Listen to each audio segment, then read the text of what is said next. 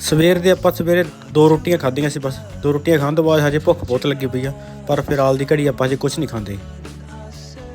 यात्रीगण कृपया ध्यान दें, 1 4 8 1 5